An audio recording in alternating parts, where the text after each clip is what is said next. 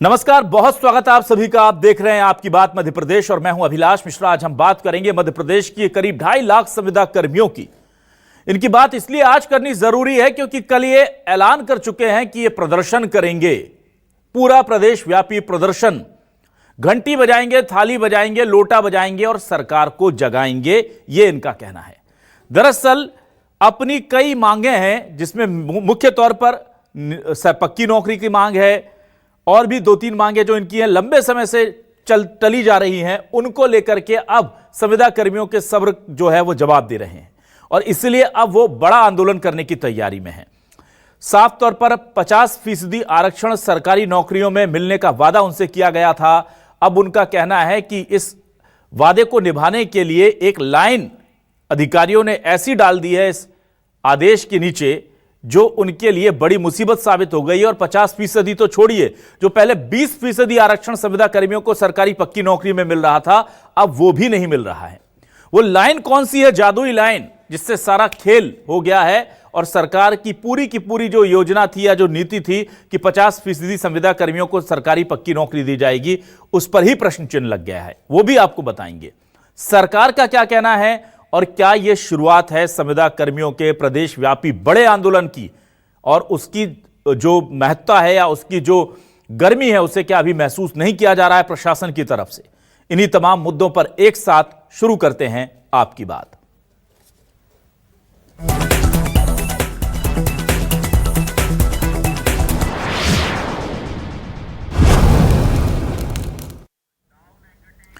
सबसे पहले संविदा कर्मचारियों से बात कर लेते हैं। उनकी बात हमने रखने की कोशिश की, आप तक पहुंचेगी कि क्या वो चाह रहे हैं, क्या वजह है कि कल से वो पूरे प्रदेश व्यापी जिला मुख्यालयों पर और हर जगह ये प्रदर्शन करने जा रहे हैं। उनकी प्रमुख मांगे क्या हैं, जरा सुनिए।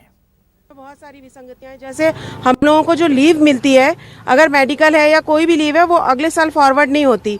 तो हमारे पास छुट्टियों का कुछ वो ही नहीं है कि हम अगर हमारी छुट्टियां बच भी रही हैं तो हमें अगले साल उन्हें यूज कर पाए। मिलना चाहिए चाइल्ड केयर लीव, जैसे नियमित कर्मचारियों को मिलता है तो संविदा कर्मचारी के भी बच्चे तो बच्चे ही होते हैं, सबके एक समान ही होते हैं, उनको भी मिलना चाहिए। कर रहे हैं जिसके लिए शासन ने तो बहुत कुछ किया, लेकिन नीचे फ्लोर पे कहीं नहीं दिख रहा है, जिसको शासन को पुनः अवगत कराने के लिए हम लोग घंटी बजाओ हर जिले में, हर स्तर पर, पूरे प्रदेश में कर रहे हैं। कर्मचारी काफ़ी समय से अपनी परेशानी से जूझ रहे हैं और जिस हिसाब से शासकीय कर्मचारी वैसे हम लोगों को भी सेवा में नियमित किया जाए और समान कार्य समान वेतन दिया जाए। चलिए आइए अब आपको सुनाते हैं इस पूरे मामले को लेकर कैसे कांग्रेस हमलावर हो गई है बीजेपी पर और कह रही है कि वादा खिलाफी कर्मचारियों से बीजेपी का पुराना शगल रहा है, और उधर बीजेपी कह रही है कि हमने हर फैसला कर्मचारियों के हित में लिया है। दोनों के बयान सुनिए। जब कांग्रेस की सरकार थी, आदरणीय कमलनाथ जी ने इनके लिए निर्णय लेने की कोशिश की थी, लेकिन सरकार नहीं रही, जिसके कारण संविदा कर्मचारियों को वो लाभ नहीं मिल पा रहा है। आज भारतीय जनता पार्टी को लगातार इन लोगों ने मदद करने के बावजूद भी इनके साथ उपेक्षा हुई है। निश्चित तौर पर कांग्रेस जीतू पटवारी जी के नेतृत्व में इनके आंदोलन को समर्थन करती है और भारतीय जनता पार्टी को जो घोषणाएं की है वर्षों से हर चुनाव में संविदा के लिए, वो पूरी करना चाहिए। मध्य प्रदेश में अस्थायी कर्मी भर्ती, संविदा कर्मी भर्ती प्रक्रिया प्रारंभ करने वाली केवल और केवल कांग्रेस पार्टी, और यहां तक कि दिग्विजय सिंह ने तो अस्थायी कर्मचारियों को सेवाओं से बाहर निकालने का काम किया था, जिन्हें हमारी सरकार द्वारा फिर से सेवा में रखा गया था। हमारी सरकार प्रदेश के नियमित कर्मचारियों के साथ भी है, संविदा कर्मचारियों के साथ भी है और उनके परिवारों के भी साथ खड़ी है। इसीलिए संविदा कर्मियों को 50% अंकों के लिए पात्रता दी गई है ताकि वो नियमित सेवा में आ सके। और आइए अब देखते हैं हमारे आज के सवाल क्या है। सवाल लेकर आ रहे हैं आपके सामने। हमारे आज के सवाल ये रहे। एमपी के संविदा कर्मियों ने मांगे मनवाने की नई जुगत निकाली, कल जिला मुख्यालयों पर बजाएंगे घंटी, लोटा और थाली। पक्की नौकरी में 50% आरक्षण में कैसे हुआ खेल, अधिकारियों ने जोड़ी एक लाइन और लाखों की उम्मीद फेल। कांग्रेस बोली वादा खिलाफी बीजेपी की पहचान, बीजेपी बोली कर्मचारी हित ही हमारा काम।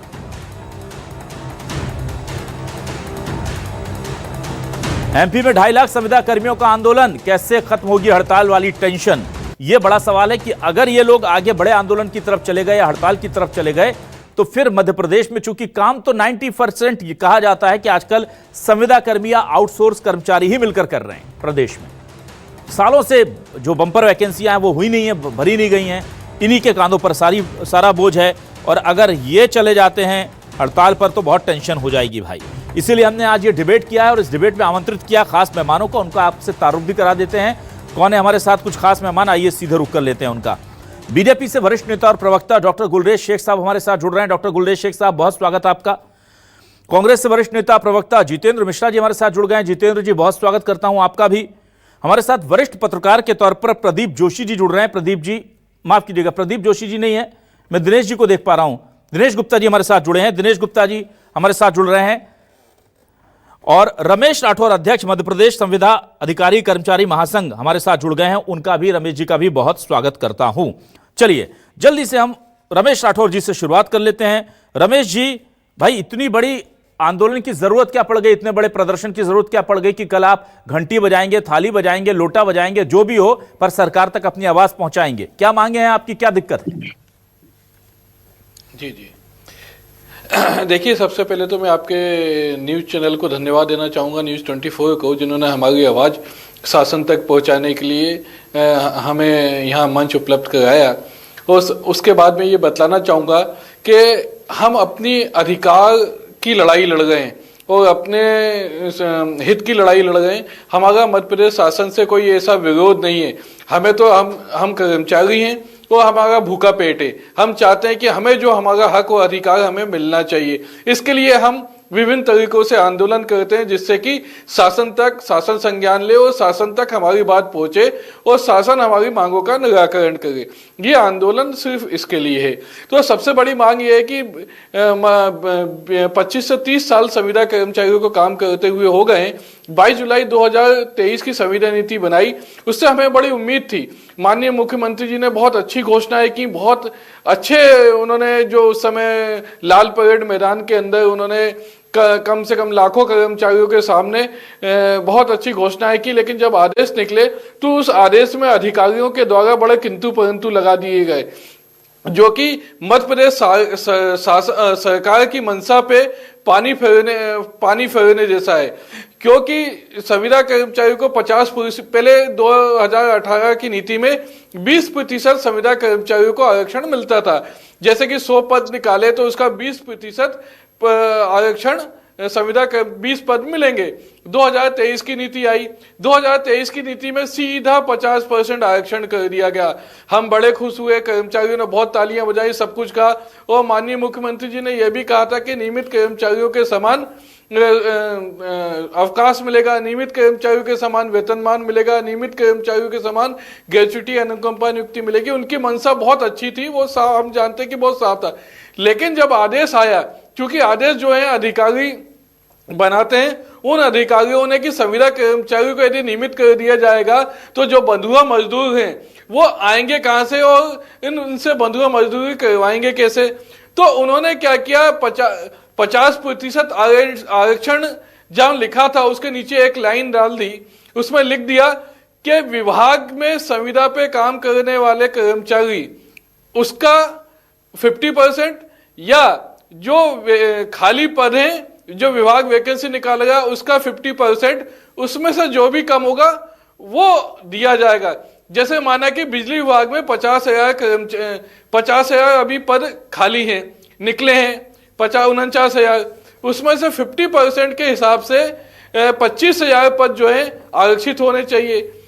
लेकिन बिजली विभाग में जो काम करने वाले कर्मचारी हैं वो 5,000 हैं। तो जो 5,000 का 50% यानी 2,500, और जो विभाग में पद खाली है 49,000, उसका 50% 25,000। इसमें से जो दोनों में से जो कम होगा वो आरक्षण दिया जाएगा, मतलब वो 50% माना जाएगा। तो मिलना चाहिए 25,000 पदों पे भर्ती का हमें लाभ मिलना चाहिए। मिलेगा कितने पे? 2,500 पे। वहीं दूसरी जगह यदि जहां कोई विभाग में यदि पद भी खाली है, यदि किसी विभाग ने 5,000 पद निकाले हैं और कर्मचारी वहां पे एक भी संविदा कर्मचारी नहीं है, तो वो जो कर्मचारियों का परसेंटेज 50% शून्य हो गया।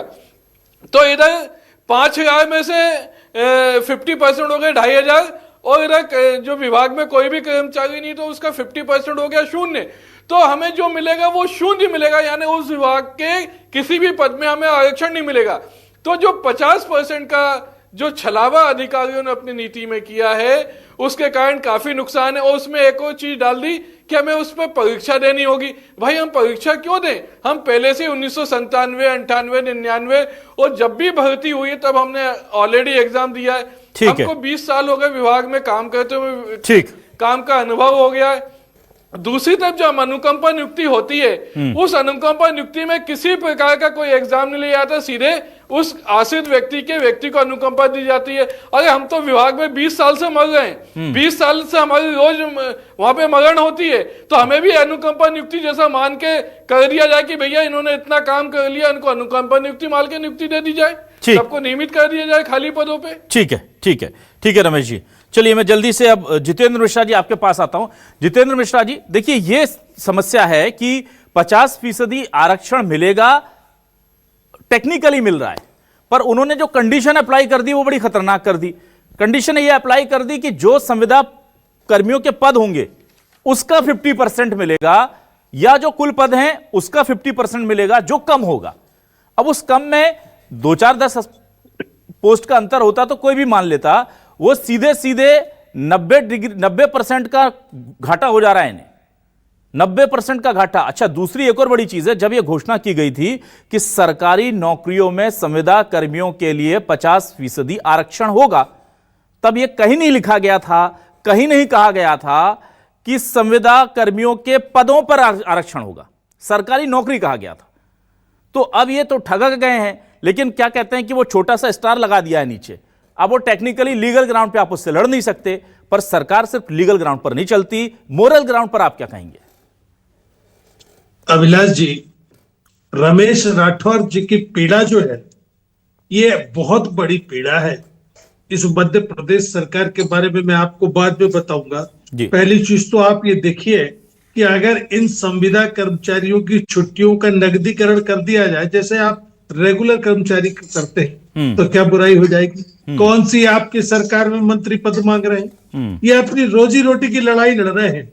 रमेश राठौर जी जैसे लाखों कर्मचारी, अगर उनकी छुट्टी नहीं लेते हैं, आप किसी न किसी बहाने से उनकी छुट्टियां निरस्त करते हैं, उनको काम पर लगाए रखते हैं, देर से घर जाने देते हैं, ज्यादा समय काम लेते हैं, अगर वो छुट्टियां उनकी कैरी फॉरवर्ड हो जाए अगले वित्तीय वर्ष में, तो क्या बुराई है? इन बातों को मानने में मुझे लगता है क्या दिक्कत होना चाहिए? कोई दिक्कत की बात नहीं है, लेकिन सरकार की जो नियत है उसको समझने का प्रयास कीजिए। मुझे एक कहानी याद आ रही है, 1 सेकंड 2 सेकंड में खत्म करूंगा। एक राजा के यहाँ एक गायक कलाकार आया, उसने अपनी गाने सुनाए, राजा ने कहा इसको 2 गांव दे दो, जागीर दे दो। जब सुबह दूसरे दिन 8 दिन तक जब उसके पास जागीर नहीं मिली तो वो राजा के पास गया, उसने कहा साहब आपने घोषणा की थी। तो राजा ने कहा मैंने घोषणा की थी, तुम्हें मजा आया, तुम्हारे गाने से मुझे मजा आया। अब इसमें लेन देन की बात कहाँ आ गई? तो मुख्यमंत्री की लुभावनी घोषणा जो भी रमेश राठौर जी जिक्र कर रहे थे, ये यही चीज है। उन्हें भाषण देना है, ताली बजवाना है, काम करने का काम अधिकारियों का है, तो अधिकारियों ने फंसा दिया, आपने देखा 1 मिनट के अंदर इनको। तो जब तक ब्यूरोक्रेसी पर मुख्यमंत्री की पकड़ नहीं होगी ये शोषण होता रहेगा। खाली इसी की बात नहीं है, आज जो आप ये देखेंगे रमेश राठौर जी सामने बैठे कि अगर इनकी सारी सुविधाएं दे देंगे तो वो जो खेल चल रहा है इस मध्य प्रदेश में, आपने देखा कौन सा वो आउटसोर्सिंग का, आउटसोर्सिंग में मध्य प्रदेश में बहुत बड़ा घोटाला है और अधिकारियों की जानकारी में है। भारतीय जनता पार्टी की सरकार में बैठे लोगों को मालूम है 18,000 प्लस जीएसटी पेमेंट देना होता है। कितना देते हैं, कितने कर्मचारी नहीं है उनकी हाजिरी लग रही है, यह आंकड़ा अगर अभिलाष जी आप रिसर्च करेंगे तो करोड़ों में जाता है। ये दुकानदारी क्यों बंद करेंगे इस तरह के काम करके? ये तो चाहते हैं कि संविदा कर्मी बाहर हो जाए तो हमारा आउटसोर्सिंग का धंधा फलने फूलने लगे, जो अभी भी बहुत अच्छी तरीके से चल रहा है। मेरा ये कहना है कि हम भी सरकार में रहे, हमने भी इन्हीं बातों की नकदीकरण की और छुट्टी कैरी फॉरवर्ड की समस्या आई थी, इसको सुलझाने की बातचीत चल रही थी, इन्हीं लोगों से चल रही थी, सरकार गिर गई। और नहीं तो ये समस्या कब की सुलझ चुकी होती। आज निश्चित तौर पर अभिलाष जी, मध्य प्रदेश का चाहे संविदा कर्मचारी हो चाहे कर्मचारी हो, इस तरीके से प्रताड़ित है मध्य प्रदेश में, ना उसके पेंशन की सुनवाई हो रही है, वो लगातार लाइन में खड़ा है, ना उसके डीओ को लेकर के कोई बात हो रही है। तो ये सारी की सारी चीजें बताती हैं कि सरकार कुछ करने के मूड में नहीं है, वरना ये इतनी बड़ी समस्या है जितनी बड़ी है नहीं, इनको सुलझाने की दिशा में बहुत बड़ा वित्तीय उनके ऊपर भार आ रहा हो। आप बताइए, जब आपने बोला था सरकारी नौकरियों में 50% आरक्षण देंगे, तो इस तरीके से गोल गोल घुमा करके बेचारों को लाभान्वित करने से रोकने का काम क्यों किया जा रहा है? क्या ले रहे हैं ये आप? ठीक है, मैं डॉक्टर गुलजेश शेख इनको लेकर के अगर सरकार नहीं तो सच में कर्मचारी ठीक डॉक्टर गुलजेश शेख साहब के पास आता हूं मैं, और कांग्रेस उसके साथ खड़ी होगी। ठीक है गुलजेश साहब, ये देखिए, अब कांग्रेस अगर बोलती है तो ठीक था, संविदा कर्मी आपसे मांग कर रहे थे, करते करते अब पानी यहां तक आ गया है, कल वो थाली बजाएंगे, लोटा बजाएंगे, घंटी बजाएंगे और वो सरकार तक आवाज पहुंचाने की कोशिश करेंगे। जब दुनिया की सबसे बड़ी पार्टी, देवतुल्य कार्यकर्ता हमारे पास है, तो ये कर्मचारी इस नौबत पे क्यों आए कि उनको अपनी बात पहुंचाने के लिए लोटा, थाली और घंटी बजानी पड़ रही है? क्या हमारा कार्यकर्ता इन कर्मचारियों तक नहीं पहुंच रहा? हमारे नेता इन कर्मचारियों तक नहीं पहुंच रहे? हमारे अधिकारी इन कर्मचारियों तक नहीं पहुंच रहे? ये तो फिर बहुत बड़ा गैप बन गया ना जनता के बीच में और प्रशासन के बीच में, सरकार के बीच में। और बीजेपी के लिए फिर सबसे बड़ा संगठन, फिर फायदा किस काम को कि हम इनकी मांग ही नहीं सुन पा रहे? आज से कुछ साल पहले आपने एक तथाकथित किसान आंदोलन देखा था, जिसमें जीतू पटवारी जैसे नेता जो थे वो ऑन कैमरा पकड़ाए थे कि किस तरह से लोगों को भड़का रहे थे और किस तरह से इन्होंने आंदोलन करवाया था। और उसमें लॉस भी हुआ था, काफी लॉस हुआ था, लाइफ का भी लॉस हुआ था। वो सब चीजें कैमरे पे रिकॉर्ड हो गई थी, किस तरह से गाली बक के लोगों को प्रोवोक किया जा रहा था, वो सब कुछ सबको पता है, आपने भी देखा था। तो बहुत सारी चीजें भोले भाले लोगों को अभी भी भड़काने का काम होता है, क्योंकि जो लोग ग्राउंड में मेहनत नहीं कर सकते वो खुराफात तो कर सकते हैं, वो खुराफात अभी भी हो रही है। जहां तक हमारे संविदा भाई बहनों की बात है, बीजेपी की सरकार, हमारे मुख्यमंत्री महोदय, हमारे प्रदेश अध्यक्ष महोदय पूरी तरह से उनके साथ खड़े हैं। और पूरी तरह से का मतलब पूरी तरह से उनके साथ खड़े हैं। ये हमारी ही सरकार थी जिसने 20% का इजाफा किया उनके वेतन में। ये हमारी ही सरकार थी जिन्होंने पीएफ हुआ, ईएसआईसी हुआ, सारे मापदंड में उनको इंटीग्रेट किया। ये हमारी ही सरकार थी जिन्होंने अनुकंपा नियुक्ति में भी उनका इंटीग्रेशन किया। और ये हमारी ही सरकार होगी जो सब कुछ करेगी इनका और इनको रेगुलराइज भी करेगी। लेकिन मैं एक बात पूछना चाहता हूं, जो हमारे मित्र बैठे हैं राठौड़ साहब, मुझे लगता है कि उनके बच्चे भी होंगे और वो बच्चे भी आज एग्जाम दे रहे होंगे, तो सरकार को एक तालमेल, बतौर गार्जियन तालमेल बनाना पड़ता है उन लोगों के बीच में भी कि जो नए युवक एग्जाम दे रहे हैं और वो चाहते हैं कि उनको नियुक्ति मिले, और जो पुराने लोग संविदा कर्मी जो हैं जिन्होंने सेवा दी है, उन दोनों के बीच में तालमेल बिठाना है। हमारी जो पिछली पीढ़ी थी या वर्तमान की पीढ़ी है, उसके लिए हमारी जो भविष्य की पीढ़ी है उसको सेक्रीफाइस नहीं कर सकते। तो दोनों के बीच एक तालमेल हो, एक बैलेंस सही हो, इसी की तरफ सरकार आगे बढ़ रही है। जहां तक बात है कि एग्जाम लेने की, देखिए एग्जाम में तो हमारी पार्टी कुछ और चीजें भी विचार कर रही है कि इवन जो एमपीपीएससी से बड़े एडमिनिस्ट्रेटिव पद होते हैं उनको भी अपने आप को अगले कुछ सालों में आपको देखेंगे कि उनको भी बार बार हर 5 साल में एग्जाम देना पड़े, ताकि उनको नॉलेज हो। एक बार एग्जाम दे दिया आपने और फिर आपने अपने आप को नॉलेज से पिंड छुड़ा लिया, तो वो स्थिति नहीं होना चाहिए, क्योंकि इससे जो है ना पब्लिक वेलफेयर और काम करने की स्मूथनेस में कमी आती है।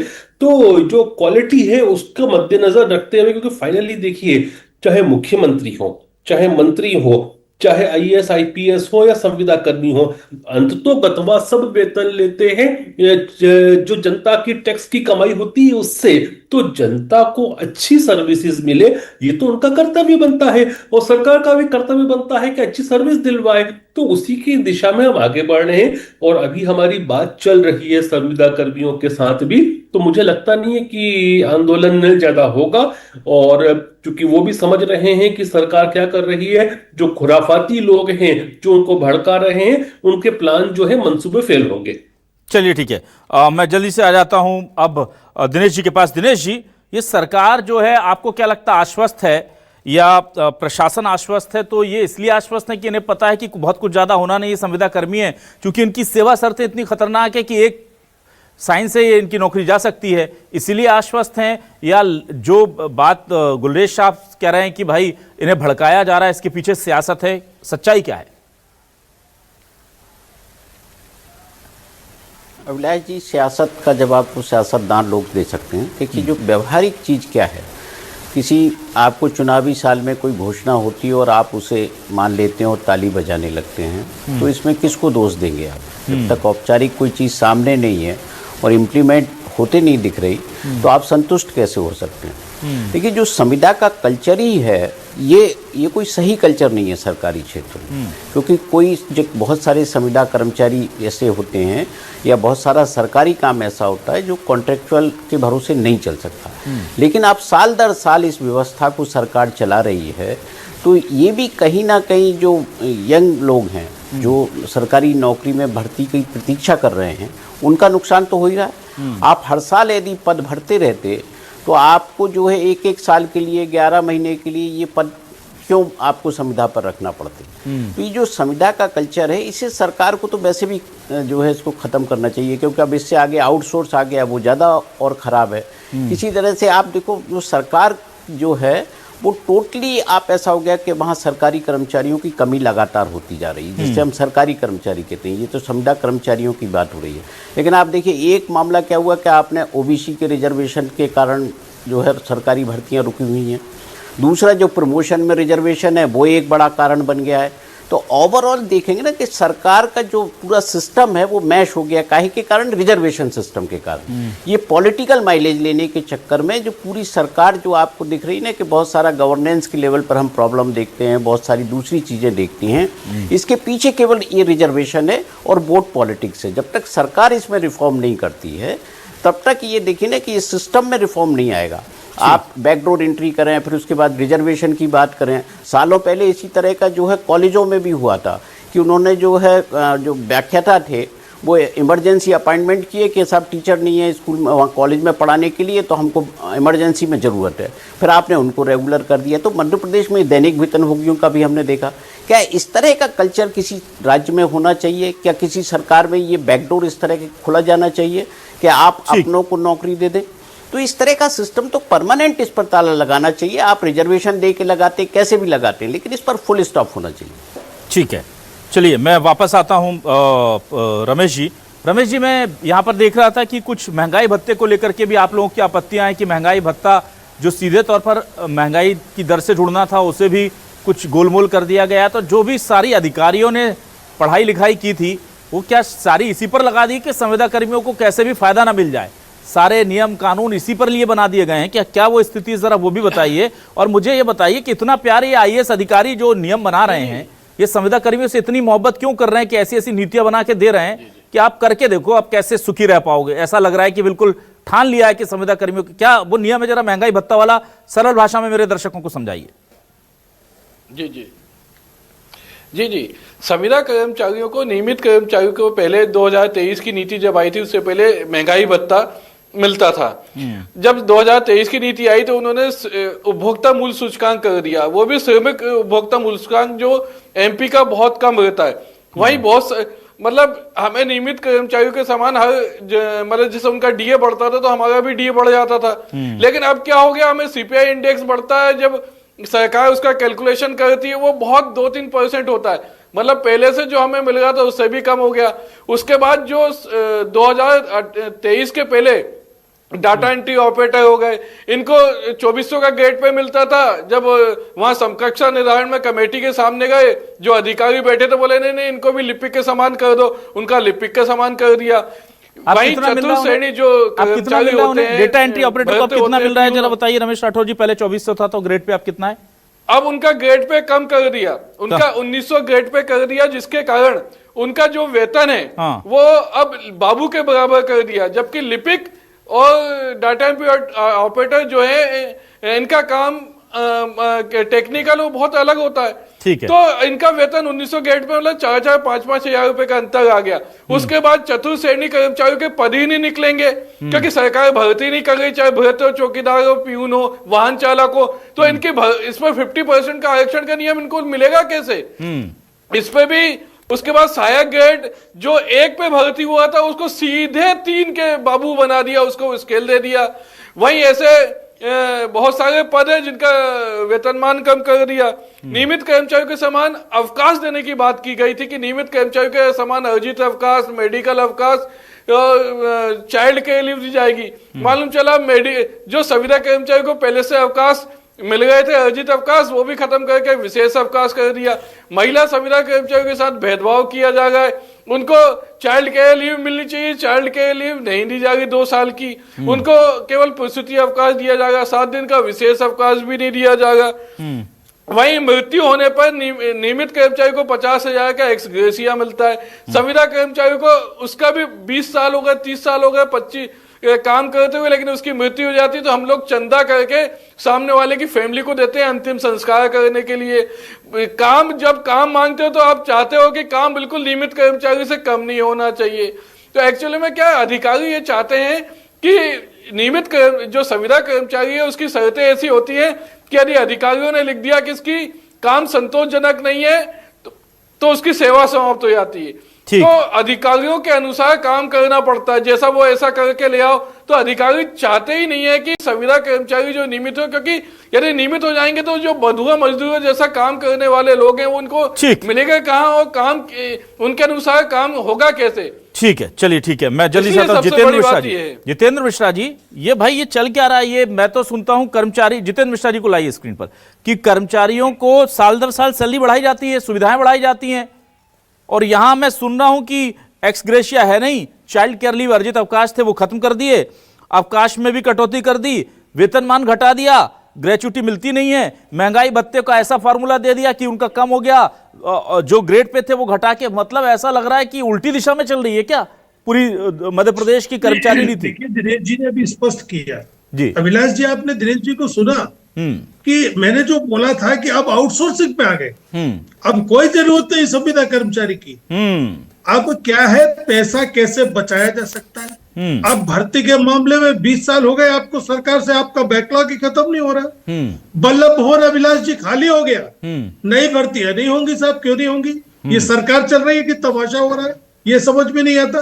अब एक्स ग्रेशिया की बात हुई, आप ये देखिए कर्मचारियों को चंदा करके उसका दाह संस्कार करना पड़ रहा है। असल में कहानी ये है कि इस भ्रष्टाचार में डूबी सरकार और उसके अधिकारी उल्टा सीधा कराने के लिए संविदा कर्मचारियों का उपयोग करते, और अगर कहीं फंस जाते तो इनकी छुट्टी करके बहाल हो जाते।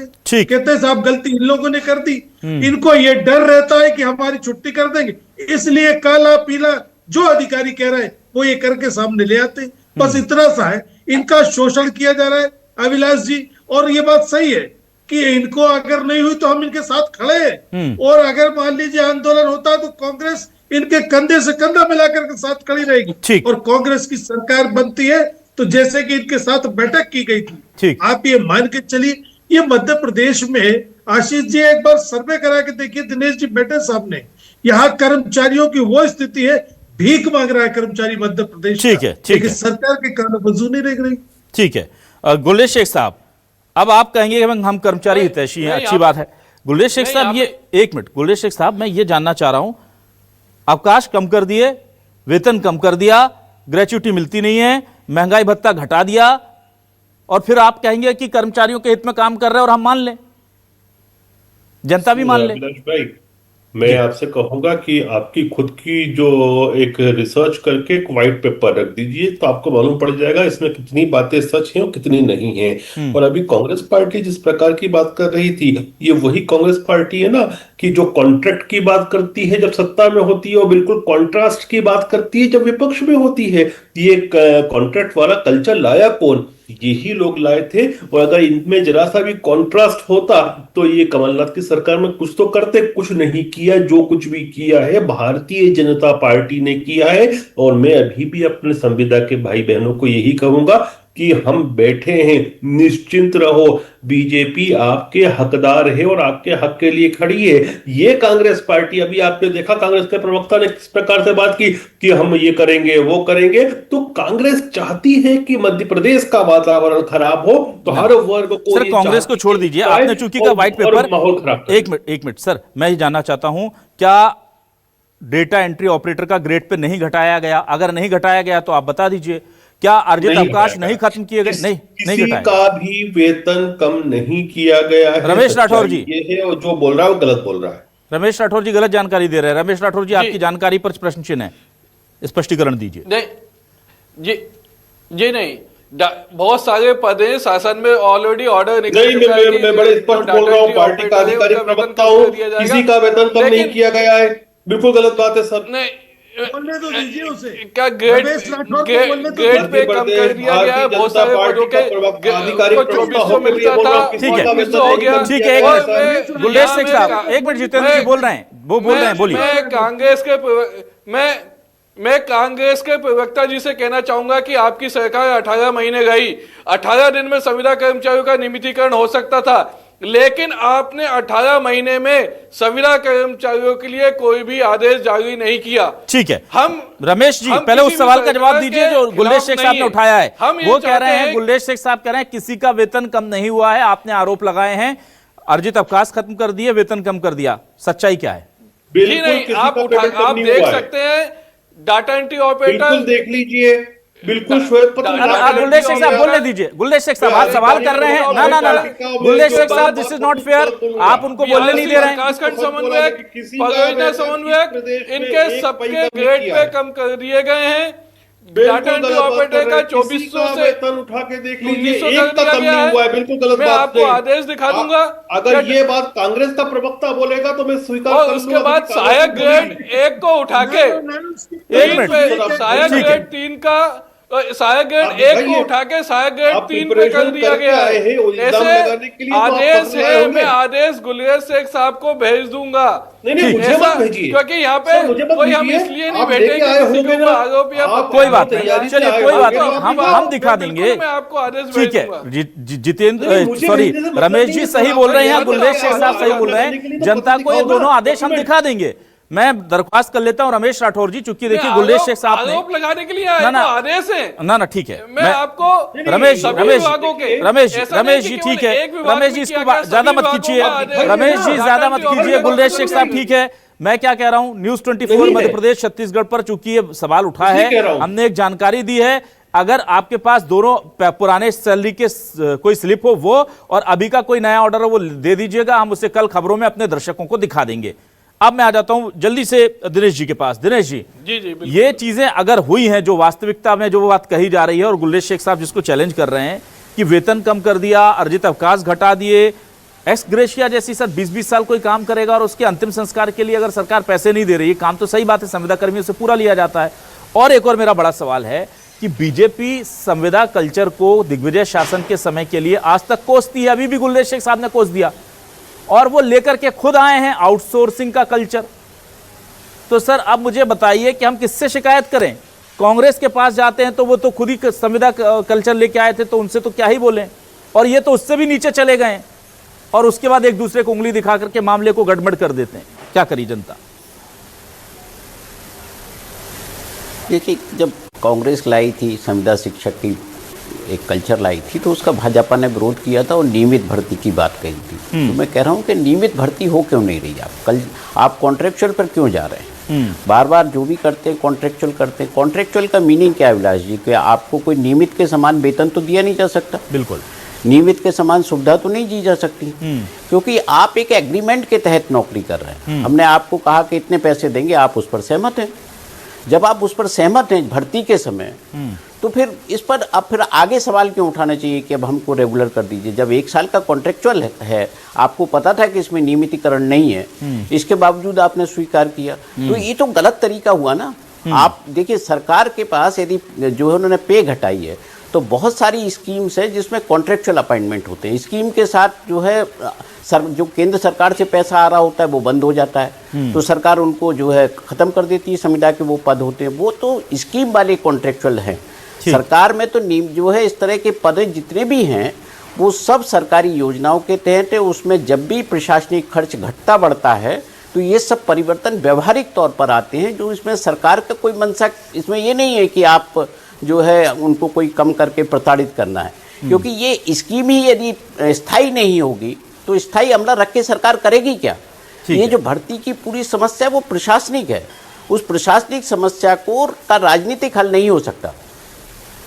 ठीक है, तो ये बहुत बड़ी महत्वपूर्ण बात यही है कि जो असली वजह है उस पर ध्यान किसी का नहीं है, और इसीलिए ये समस्याएं हैं, चाहे वो कॉन्ट्रेक्चुअल हो, संविदा हो या फिर दैनिक वेतनभोगी हो, जो भी आप लैंग्वेज दे दीजिए। इसके पीछे की वजह यही है कि 18-20 सालों में जो भर्तियां भरी जानी थी अभी तक रेगुलर पदों से, वो नहीं हो पाई है, और अब उसकी आड़ में उसको छिपाने के लिए, उस पर पर्दा डालने के लिए ये सब चीजें इधर उधर होती रहेंगी। पर कल संविदा कर्मी क्या वाकई में अपनी पुरजोर उपस्थिति दर्ज करा पाएंगे, अपना विरोध दर्ज करा पाएंगे, इस पर निगाह होगी।